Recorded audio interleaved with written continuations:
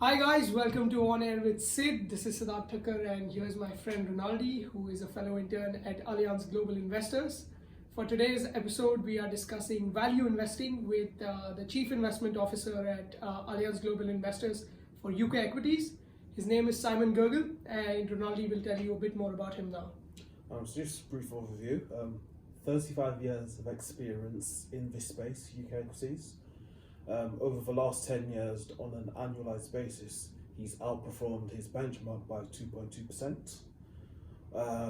In terms of his ranking amongst those in London, he's actually number one over the last 3 years, so he's generated the highest returns. So it's definitely someone with deep knowledge and expertise in the area. You heard it. We have the best investor for UK Equities in London, and we are discussing value investing. We've discussed about the economy when value investing does well, certain sectoral changes, certain thematic changes that are coming up, and certain long-term trends from the demand and supply side. What else did we discuss? I think that was just it. We also discussed a bit about derivatives and strategies around that. Also about the exit strategies that he takes on. Yeah. We hope you enjoy this one and let us know what you felt about this and what more we could do, what other topics you'd like us to discuss. Chatting about it. You edit it afterwards, do you? I'm sorry? You edit it afterwards, do you? Yes. Okay. I mean, if you want me to remove some bits, I can do that. If you want me to keep some bits, I can do that as well. Okay. First thing, I think Ronaldi and I were brainstorming yesterday. Okay. And first question that we wanted to hit the ground off was with why value investing? Why not growth? Why not momentum? Why particularly value investing? And yeah, maybe we can start with that. Well, there are different ways to invest, but to me, investing always involves looking at value. If you don't think about value at all, to me, you're not really investing. If you just buy something because you think it's going to go up in price, to me, that's speculating. You have to have some sort of idea about valuation. Now, pure growth investing to me is if you try to identify the companies that can deliver the fastest growth, and you sort of buy them, you're not really worried about the price. You think you're just going to make money. If you own them for 20 years and they grow very fast, you can do well. And that can work, but it's actually very difficult to find that companies can really grow for 10, 20 years. There aren't that many around. Whereas it's a lot easier to identify companies that are cheap compared to their history. And the skill in value investing is trying to find the good ones amongst all of them. So why value investing? I don't know. To me, it makes a lot more sense. To me, it's what I've always done. I like the idea that you can try and you can take advantage of behavioural problems, behavioural biases in the population. You know, markets ultimately are driven by fear and greed, supply and demand, and there's a lot of evidence that shares can get really overvalued because people get really excited about them, and can get really undervalued because people get really pessimistic. And I like to exploit that. So to me, I'm more comfortable doing that, and I don't think I can necessarily work out which companies are going to grow for the next 20 years. So I'd rather stick to working out which ones are very cheap. Right. So you mentioned some of the differences that could possibly exist between the different philosophies. Are there any overlaps? Are there any similarities in how a growth investor thinks, how a momentum investor thinks, and how a value investor thinks? Yeah, there's a lot of overlap. Growth and value are not opposites. The opposite of value is paying a high price for something. But I like growth. You know, if I can get a good company with great growth prospects at a sensible price, that is ideal. And most value investors I know will look at the growth prospects of businesses and want companies that are delivering faster growth. In fact, most growth investors will look at valuation as well to some extent. They may put less focus on it. So they're not opposites. They tend to get called opposites because of the way the US tend to categorize investors. You know, low PE is value and high PE is growth, or low price book. So no, there is potentially an overlap.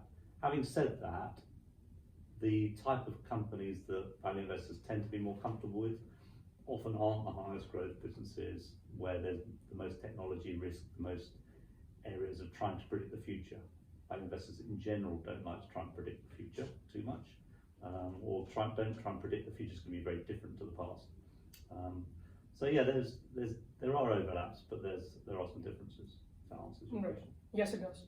So I know you mentioned about there not being a possibility of predicting future or looking at time scales in that frame of reference, but are there any market cycles where technically value picks tend to do better than growth. Is there any connection to how things move in the market to investments that value investors make? Yeah, it's a really good question. There are times when value investing doesn't really work very well. It's probably the best way to say. I mean, the time that the classically value investing does well is coming out of an economic downturn, where lots of shares have been hit, particularly cyclical shares might have been hit hard, might be derated, and then you've got more optimism coming out, interest rates coming down, investors get excited, and the cheapest shares, which are often the value shares, get re-rated a lot. So that's when value can do very well. The time when, but you've got to be careful, because the great thing about value investing is the universe is always changing. There are some higher growth companies that can be out of favour for whatever reason, and they can offer good value. So you can't generalise too much. But the time when value doesn't tend to do very well is when people are really bullish about life, when things are going very well, when, say, interest rates are low. For example, we've had periods where interest rates are low and inflation is under control, and then people often push higher growth companies to higher valuations. So we had two periods in my lifetime. We had the TMT bubble in the late 90s, and then we've had the, I suppose, the period pre and post pandemic where. So is the TMT bubble like from 2000s? Like is that the bust of the TMT growth cycle that you were talking about? But no, the TMT bubble was 98 to 99 or 2000, when anything to do with the internet went to a crazy valuation. And I mean, when I say anything, I mean telecom companies, because they delivered the internet to people. So that burst in 2000, and that was very painful. And then I think the period of low and falling interest rates in the mid-teens towards 2019 and up to the pandemic even, when high growth, high tech companies went to really high valuations, that was a difficult period for value investors, because the markets became so polarized. But other than that, it's hard to generalize. I think value can do well. Value does tend to do well over time, but there can be quite sharp reversals. Right. Let's phrase this the complete opposite way of how you answer that. You touched upon interest rates and certain cycles. Are there any macroeconomic variables that value investors look at? And given how the whole outlook is for a long period of time, do any macroeconomic variables even matter in the first place for value investors? Well, I think you can't. There are too many different types of value investors to generalise. There are some people who call themselves value investors but try and buy companies with very strong franchises they think can grow a long time. Just try and buy them at sensible prices. There are others who are much more looking at companies that are really depressed and bombed out, maybe more cyclical. For them, macro factors may be really important. So I think it's difficult to generalise, but value investing tends to work better when economies are recovering, or perhaps even volatile, where it gives you opportunities. But no, I find it hard to say exactly what. So in your day-to-day, when you are looking at companies, do you not have any macroeconomic variables that you have in your mind? We tend to be predominantly bottom up. We do think about the economy. We try and think about different scenarios and how that will affect our portfolio. And you may not want too much exposure to one particular factor. You may not want too much exposure to economic risk or something like that. But it's very hard to have, we don't, in our particular strategy, we don't spend a lot of time thinking about, well, we do think about macro. We don't tend, but we're much more bottom up. We're much more focused on finding the right companies at the right valuations, and then thinking about what environment that company might suffer in or do well in. And so having found a load of companies that we like, we then aggregate to the portfolio level and say, what are the exposures? What are the risks? What happens if the economy does this or if the economy does that? That's probably the way we think about it, rather than top down saying, let's try and work out where the economy's going, and then position the portfolio for that. Right, got it. Another interesting point that actually Ronaldi and I were speaking about yesterday was there are structural changes happening right now, both from the demand and supply side. And Ronaldi pointed out some things happening around retail as to how consumers are changing their behavior, moving to retail purchasing, and how supply side things are also changing. What sort of thematic things do you think matter in this day and age right now? and what sort of long-term structural changes do you think are coming in both from the demand and the supply side? That's a big question. I think one big supply side change is deglobalization. We've had 20 or 30 years of globalization where generally products have got cheaper to produce, and you've had deflation of goods, maybe inflation of services, but companies have structured themselves to bring products from the cheapest place in the world and then ship them all over the world because it's been quite efficient. You're seeing the opposite now. Companies are bringing production closer to home. There's geopolitical reasons for that. There's security of supply reasons for that. We've had all sorts of supply disruptions because of COVID and others. And there's also environmental reasons. The environmental footprint of shipping products around the world is becoming more of an issue. So that will mean that companies will hold more inventory and more manufacturing near their markets, which will be less efficient. Margins, profit margins will probably go down. Inventory holdings, stock holdings probably go up, and therefore you've got more capital, lower margins. Return on capital is probably going to be squeezed on average because of that process. So that's a big shift that I think we're going to have to get more used to. Other than that, I think the environmental cost is definitely going to be more of a factor for businesses than it has been. That's not always a negative. Companies can find that they actually save a lot of money if they think about the use of raw materials, use of water, use of energy. Other than that, I think the long-term trends, digitalisation is a massive theme, and it's not just technology. Pretty much every company we speak to is digitalising their business, and you've got to be aware as an investor how they're doing that and whether they'll be successful. Demographic changes are going to be massively important in the next 10, 20 years as we've got shrinking in the West and in China as well, shrinking working age population, or there will be. There's demographic time bombs. So can we automate tasks that people were doing? We need to as a society. So these long-term structural trends, I mean, they're quite well known, but they're really important. Right. But it's an open question. There's lots of things you could think about. Right, definitely. There's some of the ratios that you were talking about, and again, this is one of the questions I asked Ronaldo yesterday.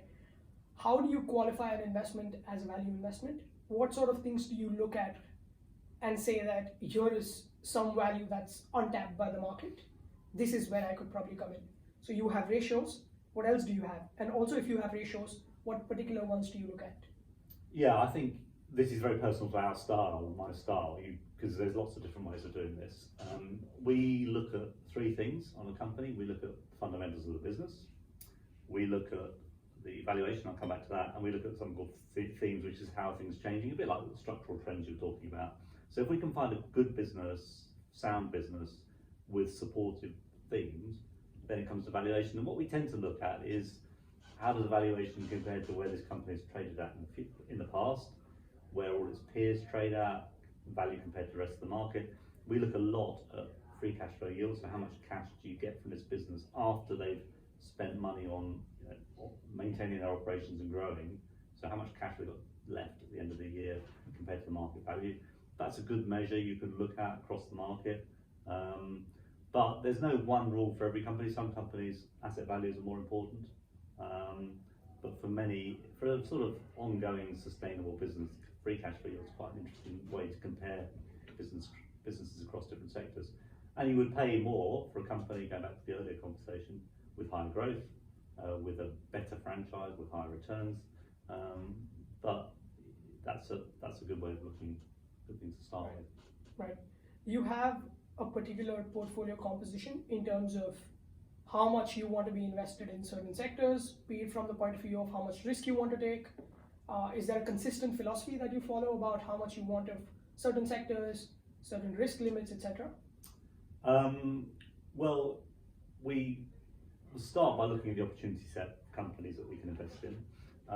We are ultimately trying to beat a benchmark, so it depends on the exact strategy. Some strategies are more benchmark aware than others. Some strategies really try to ignore the benchmark and just buy 30, 40, 50 stocks that we think are going to deliver the best return. Think about risk in terms of diversification of risks across those different companies. Think about individual company risk of long-term loss of value, but less benchmark aware. Other strategies are a bit more aware of the risks we're taking compared to the benchmark, which might be in the UK, the FTSE All Share Index. We might say, well, okay, we want to have more in the energy sector than the benchmark because we're bullish on energy. and the valuations look attractive. So we would think in those terms. So it depends a little bit on the exact strategy and the mandate we've got. But we will think about risks at the company level. So with the companies, it's three types of risk: operational risk, what can go wrong with the business, leverage, financial risk, and then valuation risk. Don't pay too much for a share because you can lose money. At the portfolio level, it can be risks like cyclicality versus defensiveness. You don't want to have too much of a bias one way or another if you're worried about if the economic environment can change.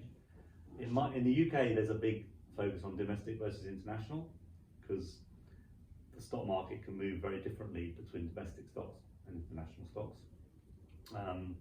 You could have risk. You could look at risk of finance. You could look at sector compositions, both at the individual sector level, but you can look at financials, consumer, industrials, resources, different categories.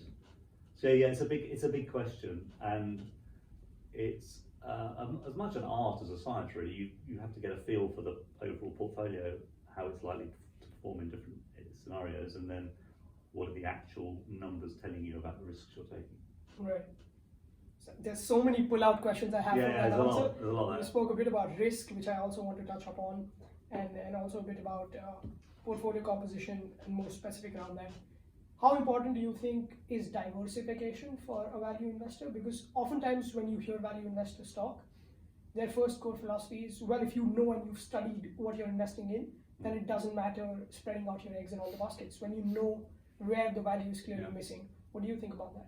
Yeah, I mean, you hear some investors who might have 8 stocks in their portfolio, or 10 or 15. That's quite concentrated. If you devote your life to studying those 8 or 10 stocks, and you really, really know them, and that's what you're comfortable with, that's interesting. I think that's probably more of a personal type of investment approach, or some people may do it professionally. We tend to run more diversified portfolios. We tend to have between 40 and 60 stocks, which is enough that each one is important, each one can make a contribution, and you expect each one to have a meaningful contribution to return. But it's equally diversified so that no one blowing up or going wrong is going to permanently damage your performance track record. So you can afford, and we will make some mistakes. Personally, I'm more comfortable in that area than I am in 10 or 15. I think it's 10 or 15 is quite tough, because actually you've got to be right about not just the valuation on the stock, you've got to be right about the medium and long-term fundamentals, and they can change. However good you think a company is, industries can change, situations can change, management can change, something can go wrong, or there can be something that you didn't know about in a business. You never know what's in a business. Your equity investors, you're always reliant on a limited amount of published information and talking to other people in the industry. Whereas if you are an insider in a business, you've got a lot more information. If you know what's really going on at the operational level in the numbers, it's very different. So to me, I would find it difficult to get enough comfort to have 10 or 15 stocks, because I wouldn't know enough information, really. Right. And talking about the other side that we discussed, risk, this is more of a follow-up question around derivatives. What do you think about them? Do you personally trade in derivatives? We all know about their risks, but why would there be a credible reason, apart from hedging, to have derivatives as a part of your portfolio?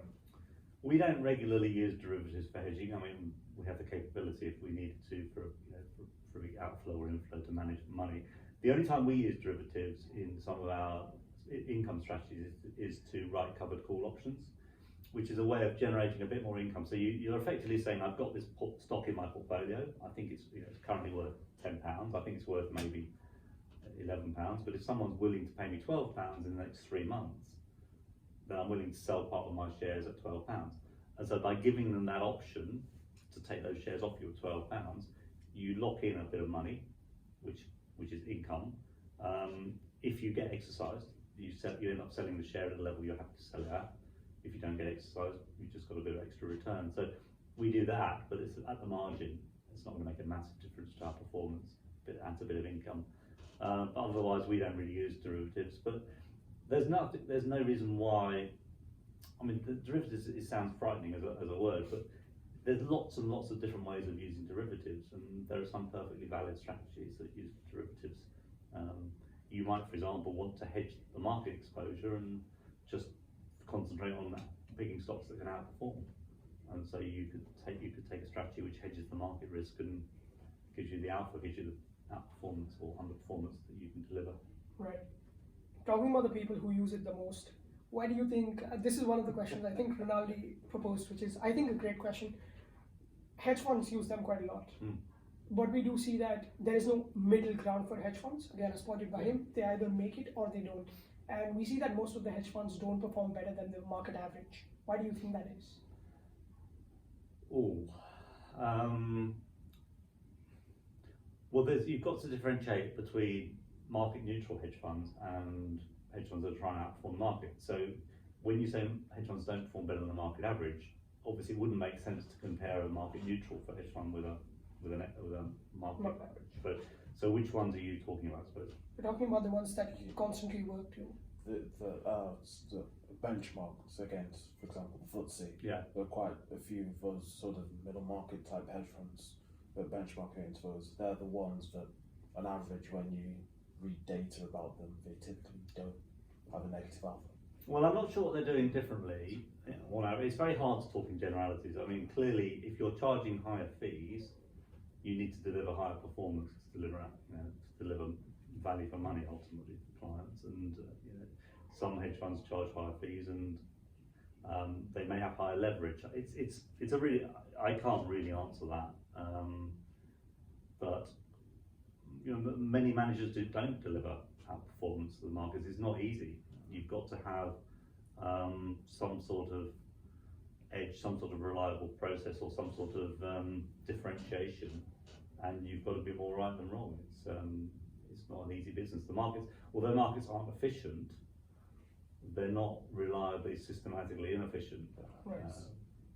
So I think there are people who've got demonstrable track record of outperformance by a long way, but it's not necessarily easy. Right.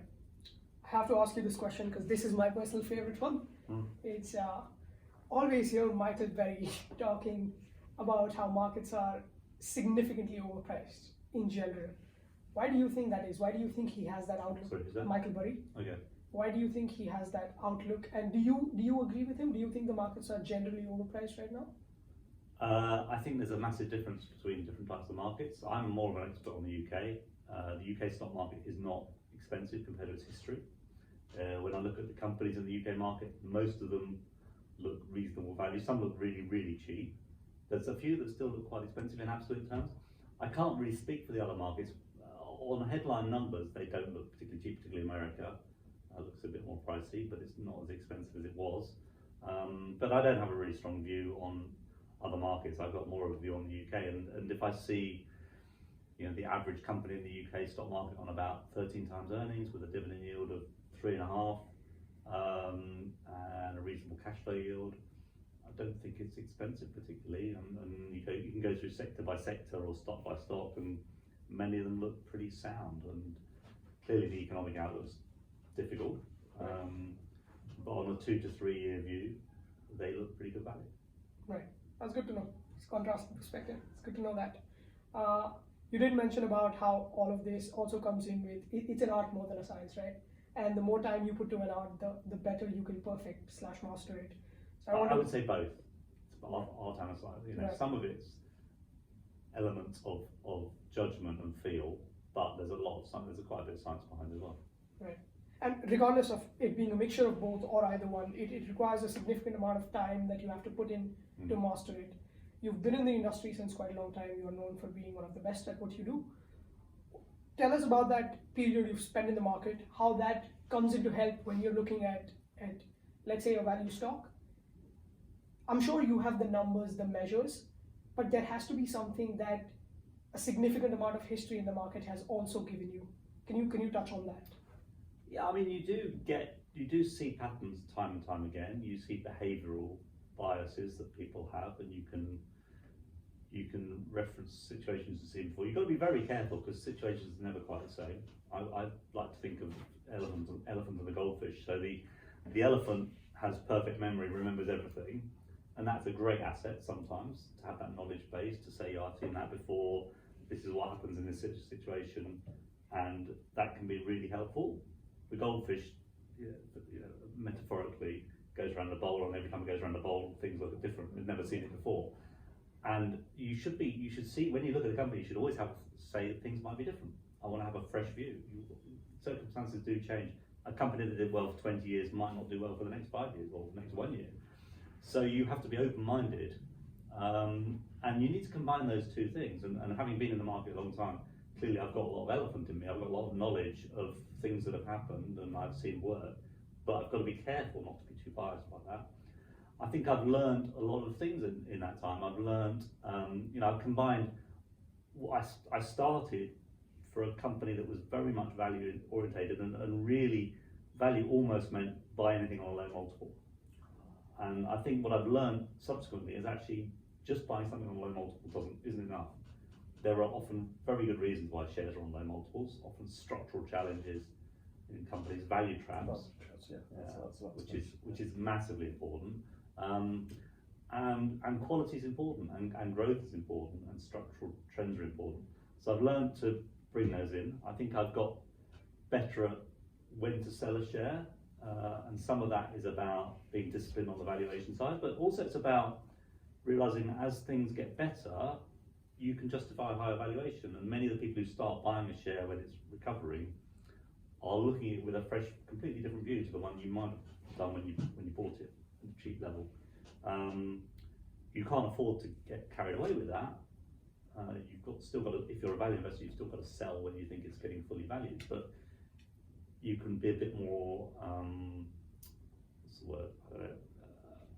You have to learn to think with a different lens on a stock when you're selling it to perhaps when you're buying it, because it could be worth a lot more as conditions change.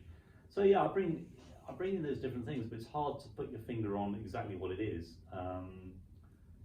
And I still make lots of mistakes. You have to try and learn from your mistakes, but hopefully over time you get some experience, and that can be valuable. Right. I do want to understand more about that psychology you mentioned, where you said you understand when an exit is supposed to happen. I also want to know about that process of where you look at an investment and say that, well, this has come to fruition now. This is the time that I need to exit this investment. How much of the numbers play into that? How much of the experience plays into that? And how do you exactly come to that conclusion? Well, it varies by type of company. So there's some situations where there's a company that's pretty stable business and it gets oversold, and you think this company should be, I'll take a simple multiple, and we don't necessarily use price earnings multiples, but let's say you think this company has historically traded at 15 times price earnings multiple, it's a fairly stable business, it gets to 12 or 11 and you think that's a great opportunity, buy it, it goes back up to 14, maybe 15, there's no particular reason to own it, to think it's going to go to 16 or 17, nothing much has changed. So that's quite easy, and you say, okay, well, I've made my money, we'll call those value opportunities, classic value opportunities. I've made my money, I'm not assuming anything very different in the future, and I'll look for something else, I'll sell it. And whether you sell it at 13, 14 or 15, or maybe you think it's going to 16 with a small holding, that's a bit of an element of judgment, and that might depend on other opportunities in the market and elsewhere. I think the other situations are more interesting in some ways, is where a business is fundamentally changing, and you've identified a company that's going from being seen as a value destroyer, seen as a problem company. You've identified there's a fundamental change going on in that business, and you think the market's going to gradually realise that. In those situations, you might have bought it on a modest valuation on really pessimistic assumptions, and then actually people start to realise that's quite a good business, actually growing faster and more sustainably than people believed, because it's sold something it used to do, or circumstances change. We might come back to that, because there's really good reasons why companies change their spots. Lepers change their spots sometimes. But where to sell it is a more difficult conundrum, because actually you could see that this business, if it's seen as a high growth, high quality company, could go to really high valuation. Now, I'm not usually comfortable having companies on really high valuations, but if I think it should be on a high valuation because it's a good quality company, I might hold it for longer. And also, as that growth compounds up, often The other thing you find through experience is that companies that are repositioned, restructured, often they can find more and more layers of cost to take out, more and more things to do differently and better. It's once you've got a good management team in a business, it's amazing what they can find over time and how they can do things differently. So you can be constantly surprised. So you have to, in your process, you should allow for the fact that there's scenarios, there's different outcomes, but there are some scenarios which are a lot better than you might think initially that could come to fruition. And so you may well reduce your position, but you may still have a holding because some of these more optimistic scenarios can come through. And it doesn't mean you're losing your price discipline. It's just that this business is far better, far higher growth than you might have originally thought it would be and could be. But over time it evolves. So those type of situations, what you probably do is you probably reduce them as the share price goes up, but you constantly reassessing whether it could be worth a lot more than you initially thought it as a sort of sensible scenario. Does that make sense? Yeah, it does. It's a little tricky to get my head around, but yes. But your company that was seen, and let me.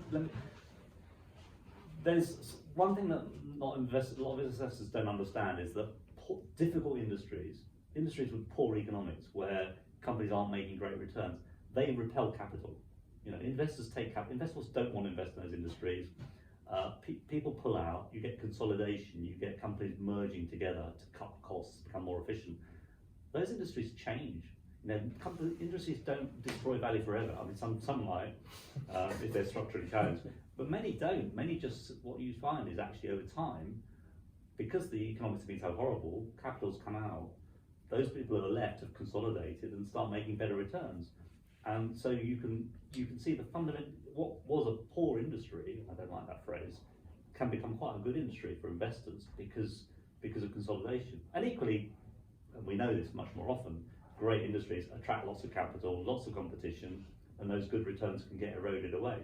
That's just part of capitalism. So actually, buying value investing is partly about actually identifying those industries going through change, where you can get positive result, which can mean you can justify a higher valuation for the same company because the industry dynamics have got better over 4 or 5 years than might have been justifiable 4 or 5 years ago. That makes sense. Right. Could you explain how that looks then? So let's say another company has better structural headwind. How would that look in terms of the type of valuation target you give it? Yeah. Well, take the energy sector. What you saw for many years is every time the oil price went up, the big energy companies would just drill more wells, and their costs would go up a lot because they're all trying to drill wells at the same time. There was a shortage of engineers, there's a shortage of equipment, inflation went up through the roof. And by the time they drilled the wells and got the resources, lo and behold, the oil price would probably come off again as well, because demand is also linked to the oil price. The more the oil price goes up, the more demand gets hit. And you end up with these horrible cycles. What has happened, for various reasons, is the companies have stopped drilling that much, spending that much money. We've had some deflation or disinflation, and the cost of new wells has potentially come down or hasn't gone up much. And companies are much more disciplined now, and arguably the economics of that industry are getting better. At the same time, people are worried about demand and energy transition, but the supply side is much more rational, much more sensible. And so you could argue that energy companies today, albeit you've got to be careful about long-term demand for oil and gas, but you can argue that their economics of that industry are better than they have been, ironically, at a time when people were very bullish about the oil price and demand, because at that point costs were going up a lot. Does that make sense? Yeah. No, definitely. So much of it is more like the problem where some people say you need to change your mindset when you're solving the problem as to when you created the problem. And that sort of comes to me when you're also deciding what to invest in, and you're also deciding what to invest out of, and how can you be in two different mindsets around that. That's something that's probably something that your experience has taught you. And well, it's not necessarily thinking about what I don't want to own. It's just, if I've got a share, at what point is it fully valued? Or maybe something's going wrong. You know, you've got to constantly say, have I misjudged this company? Is something more fundamentally wrong than I thought, and therefore I'm in the wrong place? But assuming you've owned a company at the right time, deciding to sell it is really, for us, generally driven by the valuation. So if it gets towards fair value, then you start looking elsewhere for other ideas. And obviously, if you haven't got enough ideas, you might hold on to things a bit longer. But there's usually other ideas to buy. Right. And the other reason for selling is if the investment case changes. Right. You've got to be very rigorous at reassessing that. Right. Do you have any more questions? Yeah, I should probably touch on just where do you, we had a conversation yesterday, where do you get these ideas from? Just so everyone else is more clear about it, how do you generate ideas for certain equities? Well, it depends on your universe. So if you are investing in the whole world, say, then there's a lot of ways to get ideas. You might want to screen the universe. You might want to do some quantitative screening to look for certain characteristics, or you might want to focus on certain industries that you know. I invest in the UK. It's a market I know very well. I'm also looking for high income stocks, high dividend yields.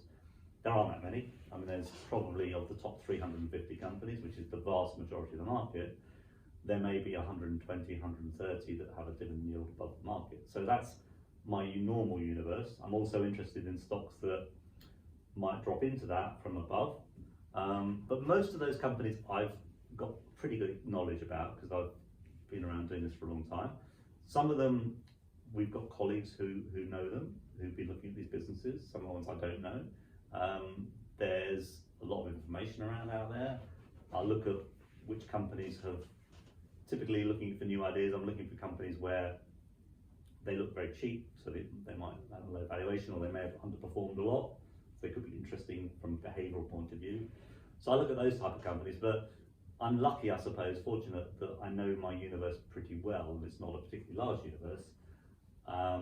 Within those 130 stocks, there'll be some I just don't want to ever own, really, because I don't like those industry structures. So I don't have that many that I have to keep an eye on constantly, apart from either new IPOs, new companies that come to the market, or fresh ideas that come from colleagues or maybe externally. So I suppose that I'm quite fortunate in that, but some people have a much bigger task of whittling down a very large universe. Yeah, no, that makes sense. Does macro have anything to do with it in terms of just choosing a sector?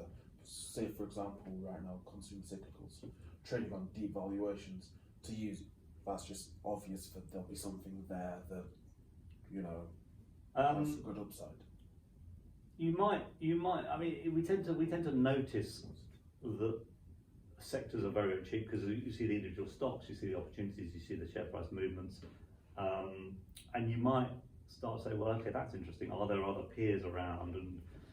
And does macro drive? I would say we're more driven by the individual companies and the valuation. So, but then you've got to take the macro into account. So I would say we are. It's not impossible that you could say, right, I expect the following thing to happen from a macro point of view. Well, I think there's a likelihood. Yes. Like, I think inflation might pick up. What can we get that gives us inflation protection? And you might go around looking for that. But we're much more bottom-up driven by the individual stocks. That's just our style. Yeah, that makes sense. So essentially, the way I'm thinking of it is macro can help in that you can sort of see which industries will be, which valuations of industries will be affected, and then that creates a value opportunity if we then go and look at that company from a bottom-up perspective and then sort of see if it fits a philosophy. Yeah, I mean, if you're convinced we're heading into a recession, you've got to be really careful with economic forecasts because nobody knows. But you would be more cautious about cyclical stocks, but then you've got to look at where they're priced. All comes back down to value. Yeah. All comes back down to value. Yeah. Let's wrap it up. Yeah. Thank you so much for your time. This was amazing, and credits to Rinaldi. We had a brainstorming session yesterday where some of these questions have come up. So thank you so much for your time. It's been lovely. All right, thanks.